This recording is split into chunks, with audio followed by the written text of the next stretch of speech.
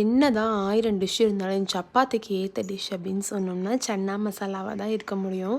இந்த சன்னா மசாலாவில் சிம்பிளாக வீட்டில் இருக்க பொருளை வச்சு ஈஸியாக செஞ்சிடலாம். அதுக்கு சோக் பண்ண சன்னாவை ஒரு 5 விசில் விட்டு எடுத்துக்கோங்க. அப்போ தான் நல்லா சாஃப்டாக வெந்திருக்கும். இப்போ ஒரு கடாய் வச்சு அதில் பெரிய வெங்காயம் 2, கொஞ்சம் சால்ட்டு, இஞ்சி, பூண்டு, தக்காளி இது எல்லாத்தையும் போட்டு வணக்கிக்கோங்க. இந்த மாதிரி வணக்கி செய்கிறனால நல்லா பேஸ்ட்டு நம்மளுக்கு கிடைக்கும். ரொம்ப டேஸ்ட்டாகவும் இருக்கும். நம்மளுக்கு அந்த ஸ்மெல் அடிக்காது. இப்போ கூடையே சன்னாவும் ஒரு துண்டு பட்டை, கொஞ்சம் சோம்பு இதையும் போட்டு அரைச்சிட்டோம்னா வாசமும் நல்லாயிருக்கும். இப்போ எண்ணெய் ஊற்றி நார்மலாக கரம் மசாலா ஸ்பீஷியஸ்லாம் போட்டுட்டு இப்போ பெரிய வெங்காயத்தை வணக்கி விட்ருங்க. வணக்கி விட்டு மிளகாத்தூள், நான் கொஞ்சம் மட்டன் மசாலா ஆட் பண்ணியிருக்கேன், என்கிட்ட கரம் மசாலா இல்லைங்கிறனால. அப்புறம் வீட்டில் அரைச்ச நார்மல் குழம்பு மிளகாத்தூள் 2 டேபிள் ஸ்பூன் போட்டு நல்லா இந்த எண்ணெயிலேயே அதை ஃபஸ்ட்டு வணக்கிட்டு அதுக்கப்புறம் அரைச்சி வச்ச பேஸ்ட்டையும் உள்ளே ஆட் பண்ணிக்கோங்க.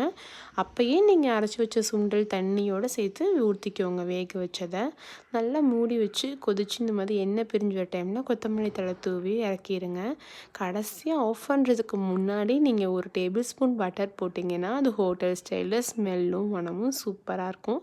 கண்டிப்பாக ட்ரை பண்ணி பார்த்துட்டு எப்படி இருக்குன்னு கமெண்ட்டில் சொல்லுங்கள். இந்த மாதிரி நிறைய ரெசிபீஸ்க்காக என் சேனலை மறக்காமல் சப்ஸ்கிரைப் பண்ணி வச்சுக்கோங்க. உங்கள் லைக் அண்ட் சப்போர்ட் எனக்கு எப்பவும் வேணும். Love you guys. நெக்ஸ்ட் ரெசிபியில் பார்க்கலாமா? பாய்.